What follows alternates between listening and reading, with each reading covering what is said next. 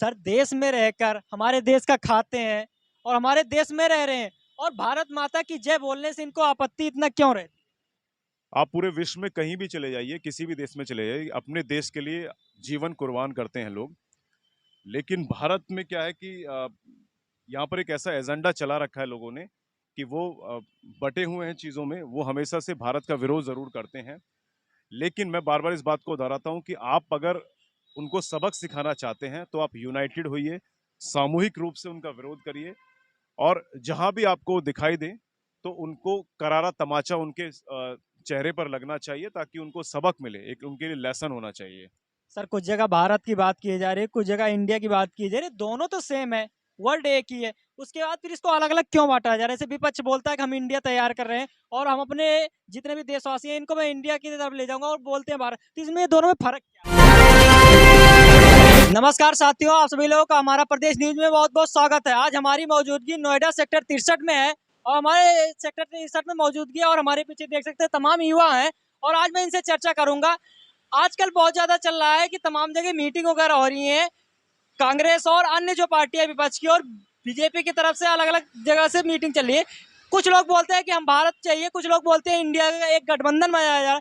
उन्हीं सब टॉपिक पे मैं चर्चा करूंगा। यहाँ पे हमारे पीछे तमाम युवा हैं, इनसे मैं चर्चा करूंगा कि उनका क्या विचार है, इंडिया के साथ खड़े हैं या अपने भारत के साथ खड़े हैं।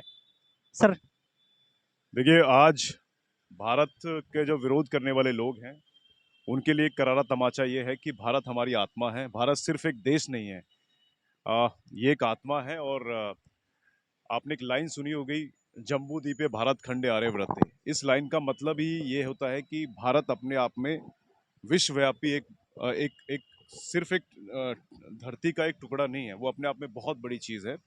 और स्वयं देवता भी हाथों में जल लेकर स्तुति करते हैं मनुष्य जीवन में आने के लिए, कि वो भारत जैसी भूमि पर जन्म ले। और स्वयं भगवान बात को कह चुके हैं कि भारत जो वो अपनी एक बहुत बड़ी विरासत है और हम सबको उसको आगे लेके चलना है।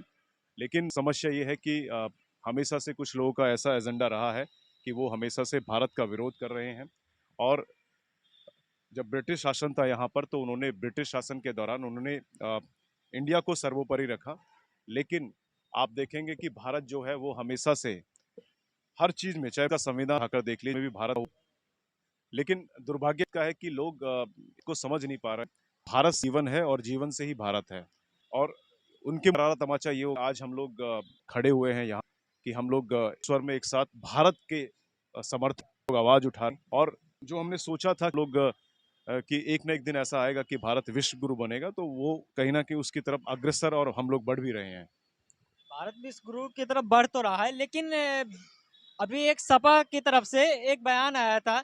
वहां पर से एक सपा के जो पार्टी कार्यकर्ता थे, उन्हें भारत माता की जय बोलने से मना कर दिया। उनके बारे में आपको देखिए, ऐसे लोगों को आप क्या कह सकते हो जिन्होंने इस देश का खाया और इसी देश में जन्म लिया और आज उसी का विरोध करते हैं। तो इनसे नालायक और निर्लज्ज इंसान हो ही नहीं सकता। और ऐसे लोगों का तो क्या कहते हैं कि स्वाभिमान और ज़मीर खत्म हो चुका है। और मैं तो ये कहता हूँ कि ऐसे लोग अगर आपको जहाँ भी दिखाई दें, तो उनका विरोध करो और कोशिश करो कि ऐसे लोगों को सबक सिखाया जाए, तभी इनकी अकल ठिकाने आती है।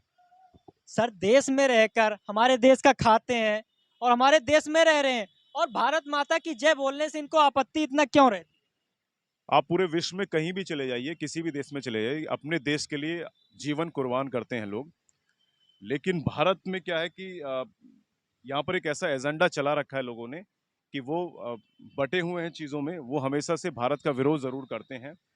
लेकिन मैं बार-बार इस बात को दोहराता हूँ कि आप अगर उनको सबक सिखाना चाहते हैं, तो आप यूनाइटेड होइए, सामूहिक रूप से उनका विरोध करिए और जहाँ भी आपको दिखाई दें, तो उनको करारा तमाचा उनके चेहरे पर लगना चाहिए ताकि उनको सबक मिले, एक उनके लिए लेसन होना चाहिए। सर कुछ जगह भारत की बात की जा रही है, कुछ जगह इंडिया की बात की जा रही है, दोनों तो सेम है, वर्ल्ड एक ही है। उसके बाद फिर इसको अलग अलग क्यों बांटा जा रहा है? जैसे विपक्ष बोलता है कि हम इंडिया तैयार कर रहे हैं और हम अपने जितने भी देशवासी हैं इनको मैं इंडिया की तरफ ले जाऊंगा और बोलते हैं भारत। तो इसमें दोनों में फर्क क्या है? देखिए, इंडिया इससे पहले एक बात मैं बता देता हूँ, बहुत सारे ऐसे देश हैं जिनका नाम हिंदी में कुछ और था और इंग्लिश में कुछ और था। लेकिन जैसे जैसे समय बदला, तो वो परिवर्तन हुआ। जैसे श्रीलंका को सिलोंग कहा जाता था, तो उसने श्रीलंका किया। और ऐसे बहुत देश हैं, लेकिन कहने का मतलब ये है कि जब वो कर सकते हैं, तो हम क्यों नहीं कर सकते। इंडिया जो शब्द है वो अंतर्राष्ट्रीय स्तर पर ठीक है, और इंडस वैली सिविलाइजेशन जब हुआ था, सिंधु सभ्यता हुआ था, तब से इंडिया का नामकरण हुआ है। लेकिन बात यह है कि भारत जो है वो करोड़ों वर्ष पूर्व से चला हुआ नाम है। और उस लाइन को हम लोग दोहराते हैं कि रामायण में भी इसकी स्तुति है कि जम्बू द्वीपे भरत खंडे आर्यव्रते। तो कहने का मतलब यह है कि भारत सर्वोपरि है, और भारत को ही आगे लेकर ही चलना जरूरी है। और ये हमारे लिए यही सबसे बड़ी एक धरोहर है हमारे लिए।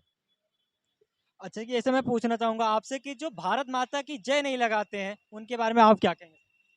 देखिए, हिंदुस्तान के जितने भी हमारे देशवासी हैं, सभी को भारत माता की जय बोलने में कोई वो नहीं है। सभी को भारत माता की जय बोलना चाहिए, वंदे मातरम बोलना चाहिए, क्योंकि भारत माँ से ही हम सभी हैं, और भारत हमारा पहले से ही था, और हम सभी भारत के ही साथ खड़े हैं, ना कि इंडिया के साथ।